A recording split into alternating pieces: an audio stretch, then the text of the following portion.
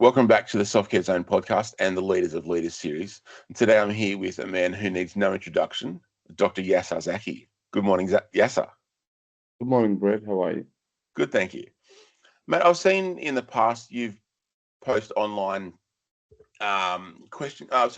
photos with Sir Richard Branson. Can you tell me about a leadership, some advice you've gotten from Sir Richard around leadership? There's one of the things that I spoke with him about, and I really love it.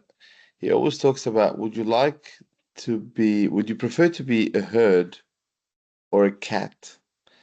And his analogy with that is the herd is where, you see where the direction of everyone, and you just follow everyone.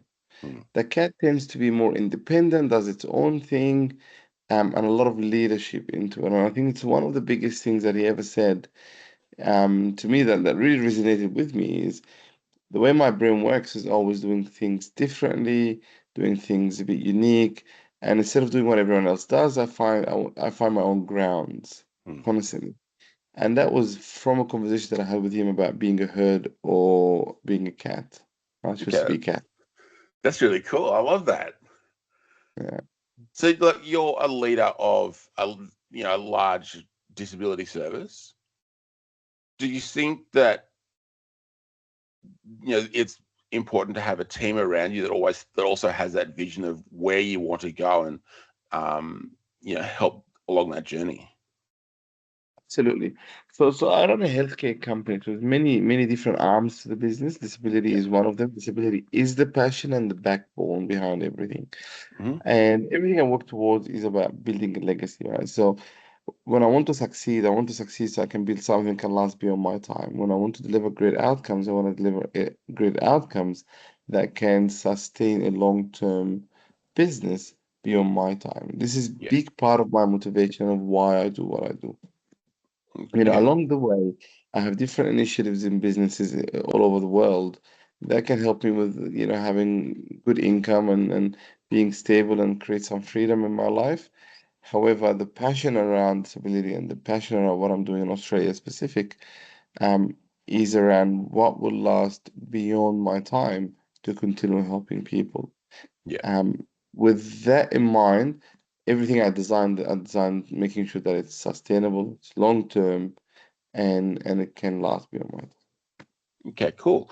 And you just said then that everything you're building in Australia. I know that you're also in Egypt and America. Do you think that there's a leadership difference between cultures like that? 100%, 100%. Okay. So we're in 8 different countries, and when we talk about leadership and cultures, one of the hardest things and the biggest challenges we've had to enter any new market was exactly that, right? Yeah. Different mindset, different mentality, different motivation, different values, different principles, different way of, dealing with businesses, government maneuverings, all these things are literally quite tricky when you access new market, new country, new people, new mindsets. However, um, we've been very good at doing that because we do massive market segmentation research. We go into deep in massive depth with the community.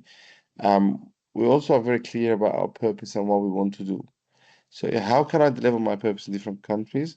And what would be the one thing that this country will receive from me that could change the mindset? Some countries will go there with education concept. Let's educate the community.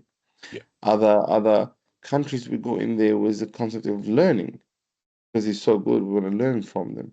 Mm. And mixing this up and coming up with something really powerful. So when I talk with you, for example, I can pass on some knowledge to your audience Yeah. so they can learn, okay, this is how it's done in other countries, this is how it's done in this place, this is how these people interact. And Australia is a beautiful country to start from because it all started from Australia. Because the diversity in Australia opens your mind to accepting others and working with others, and that it's not my way or the highway, and everyone has something to contribute. And if we Yeah. recognize that as a fact, and we recognize that as a contributor to success, then you will endorse it, you will build structures around it, and then you will deliver it. Yeah, awesome. So I'm assuming that, when you're going into these new cultures and new countries, you're building that connection and collaboration between yourself and other services and governments and, businesses that are already established. So for someone like you, what does collaboration actually mean?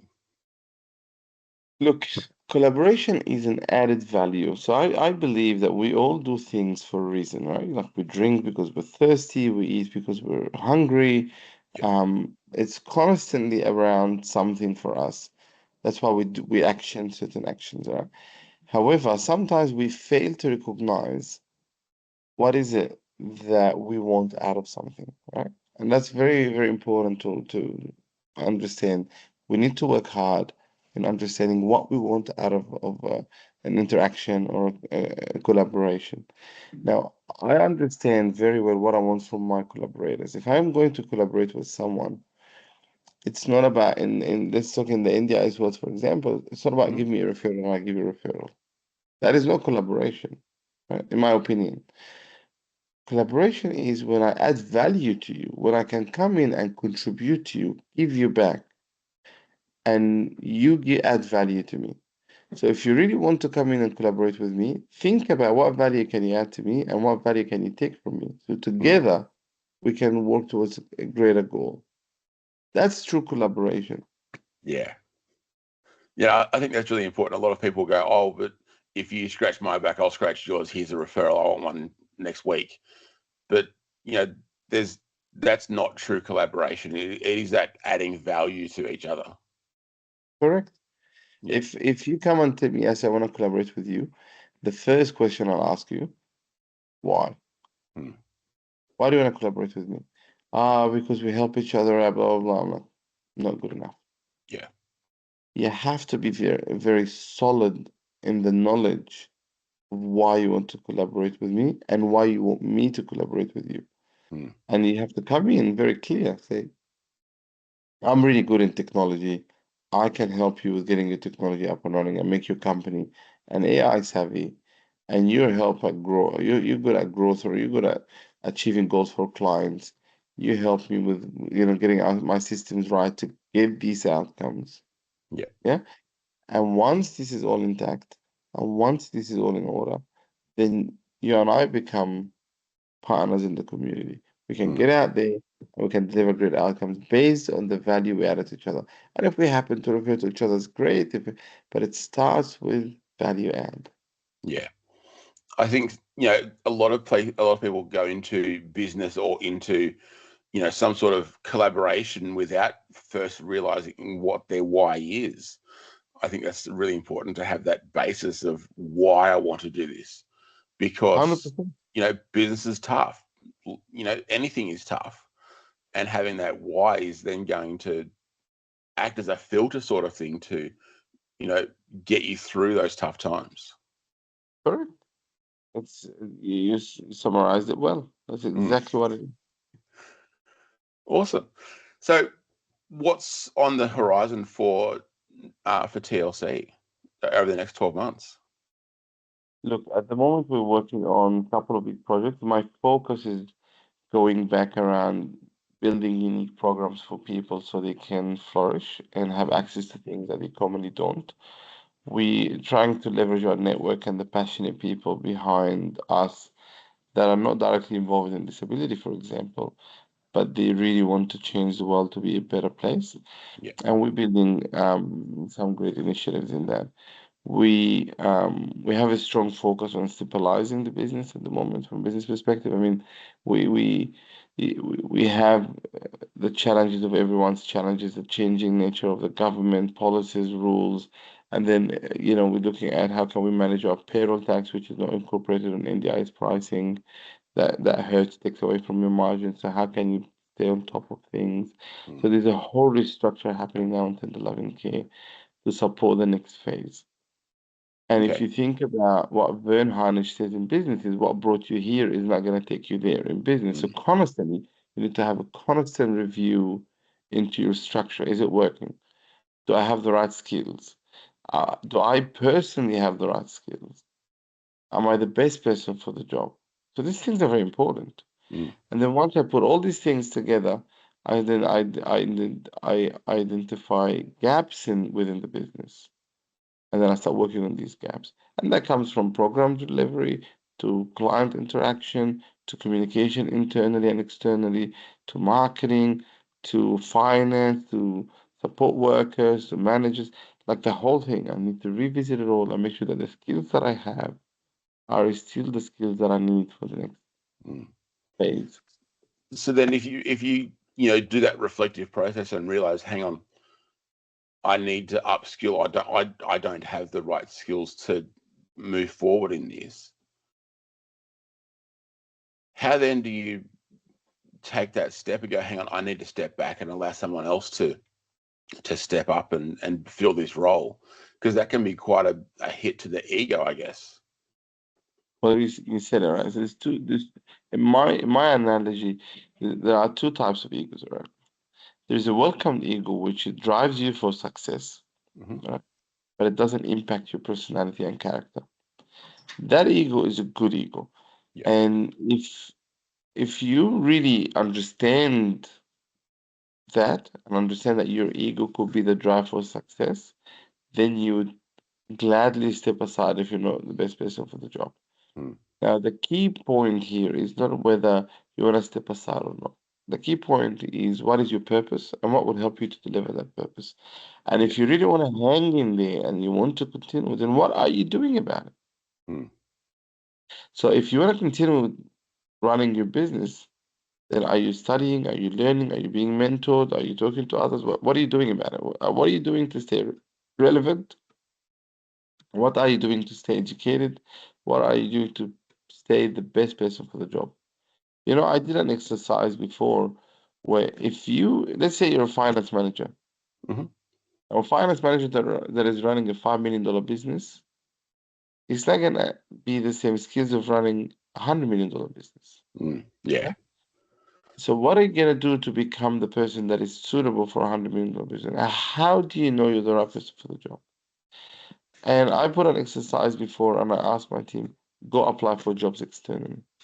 And if you get the job that you want to get somewhere else, it means you have credentials that Yeah. might be considered. Right? So this is the mind. So if my purpose, so my purpose is very clear. I know my purpose very well. All right? It's Hmm. helping vulnerable communities to live quality of life. I said in 1 second, I explained the whole business model for you in 1 minute, and I'm completely in check with it. Yeah. Okay. Now my ultimate goal is to achieve my purpose. And if that takes for me to step aside, then I'll step aside Yeah. because ultimately my purpose takes precedence. This is when your ego is not pushing you to a negative side. And Mm. second type of ego is when, no, no, I need to hold all the powers. No one else can do it as well as I am. This is my business. No one cares about the business more than I am. All these things that we inject in our head, and some of it could be true, but we injected in our head that we become blinded and our decision making process becomes weaker. That's Mm. why one of the things that I always say when your business runs, becomes a large business, do you have an advisory board or do you have people that you can lean into that can actually correct you? You Yeah. say, hang on a second, these decisions are only based on one view and there's so many different views. Mm. So then, do you think that, in leadership, especially in like a large business, that you need that advisory to then bounce the ideas off and filter out that second ego? Look, I think you need to bounce back with people, and I do think advisory boards are quite helpful, but some people might struggle to put that together. Lean into someone that is happy to mentor you, lean into maybe people that have experience in business that can put you in check. The fact of it is, if you're the decision maker, you're the executor, and you're the punisher, then how do you correct yourself when you do something wrong? Yeah. Right? And how far can you do that? And how Mm. much can you do that? You want people that are honest and say, you know what, you're stuffing up here. You gotta do it differently. Yeah.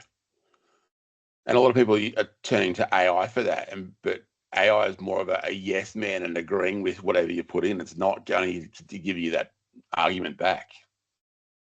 Well, AI is a tool of support. It should not be the decision.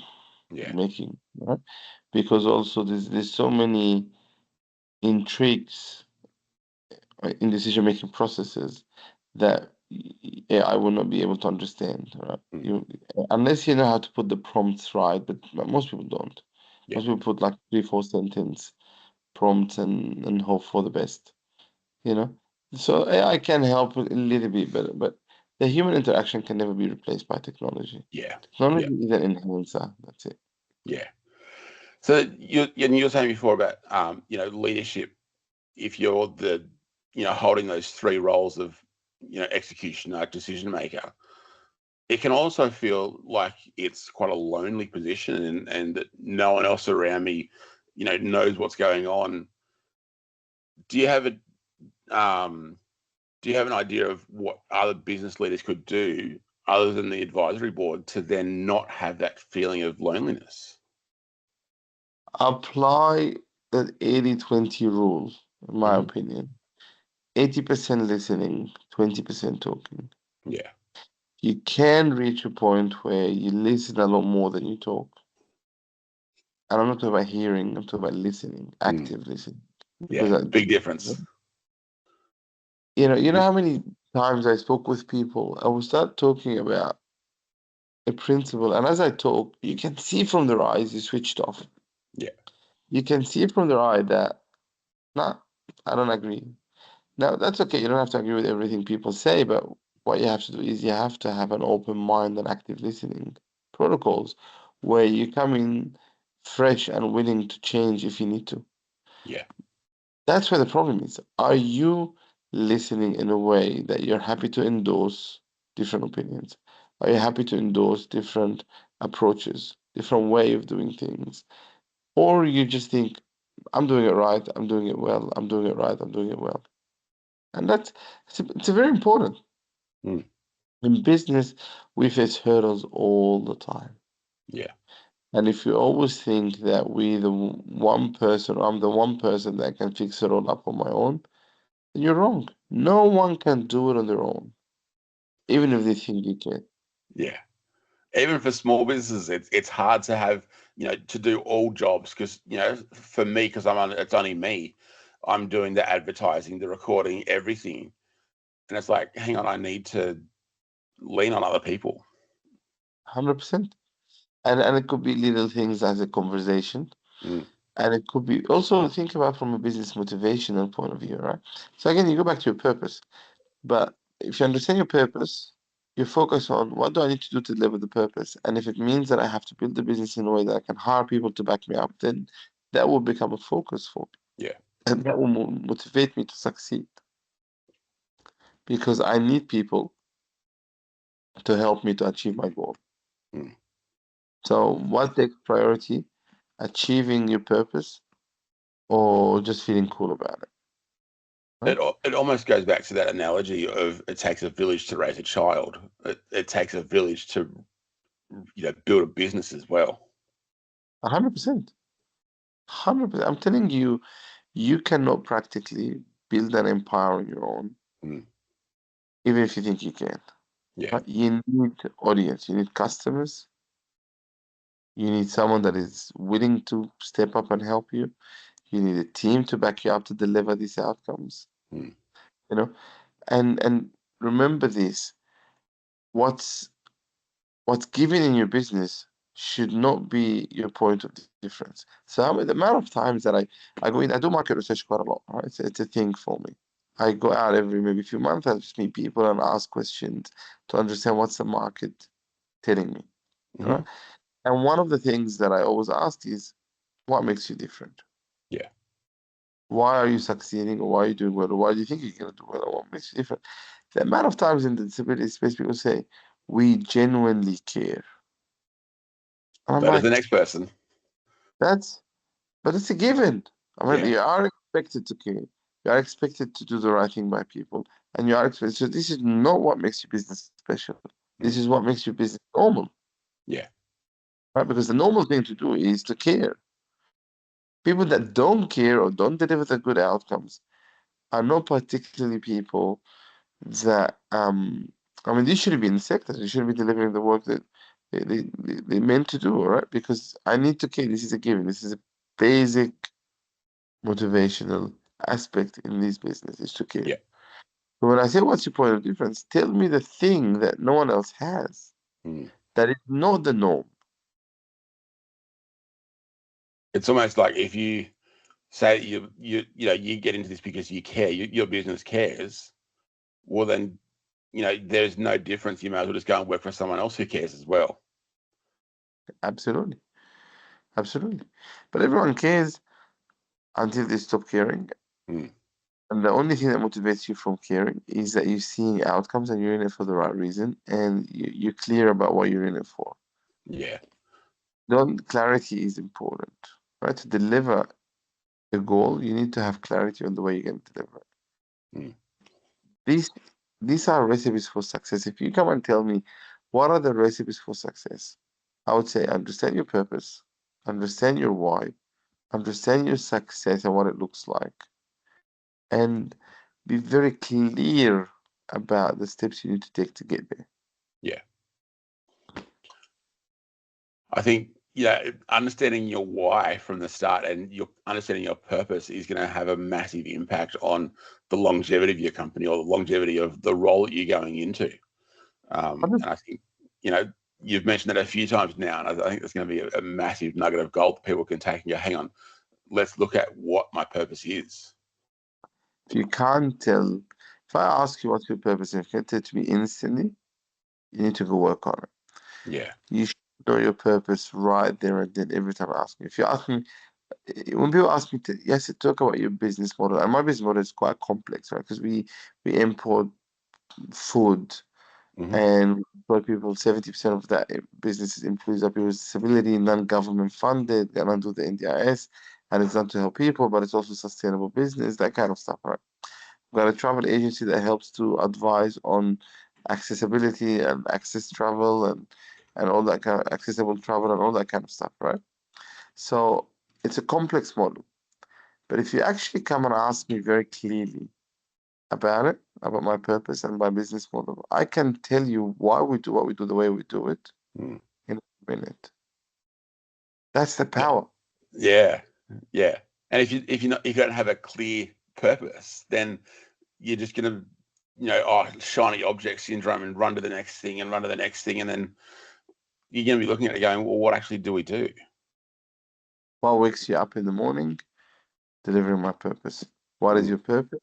I'll tell you, for us, for example, our purpose is helping vulnerable communities to live quality of life.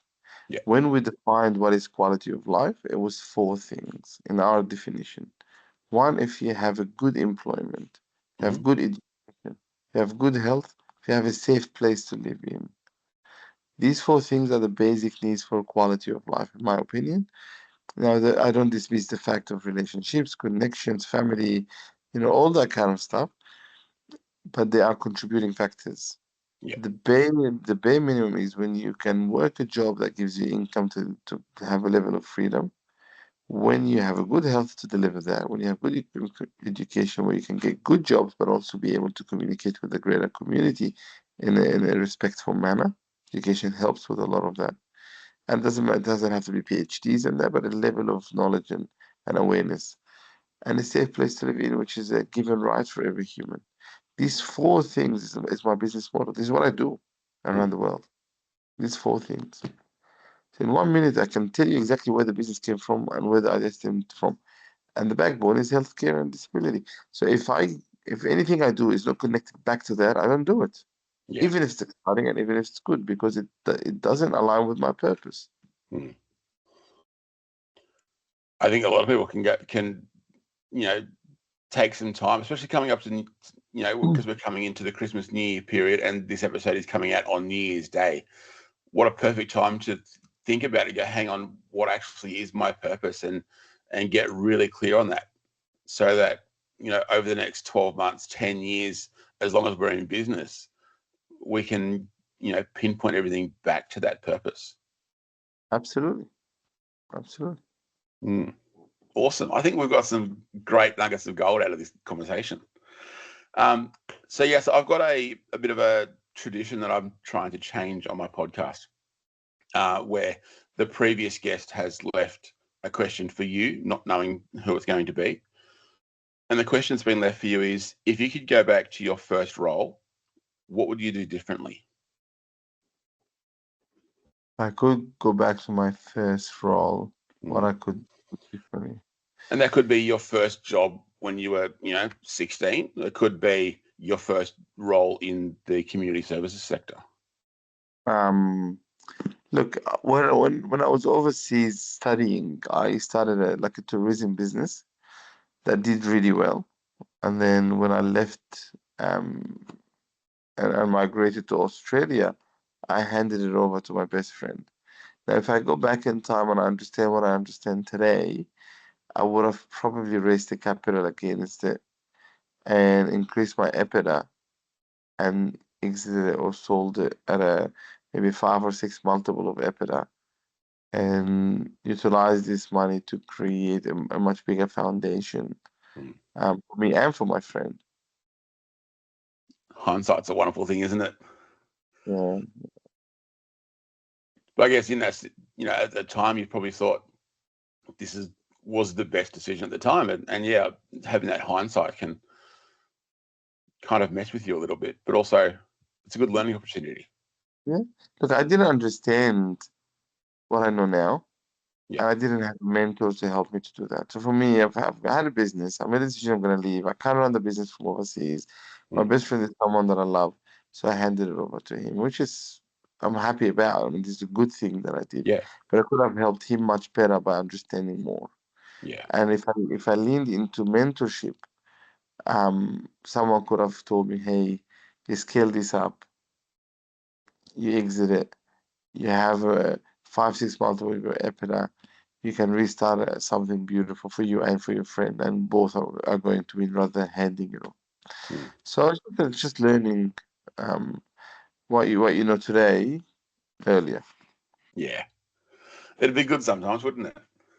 Yeah, yeah, Awesome. Well, thank you for your time today, Yasser. And pleasure. if anyone wants to connect with Yasser, I'll put links to his LinkedIn in the show notes. Um, and remember to look after yourself first so that you can look after others. I'll see you next week.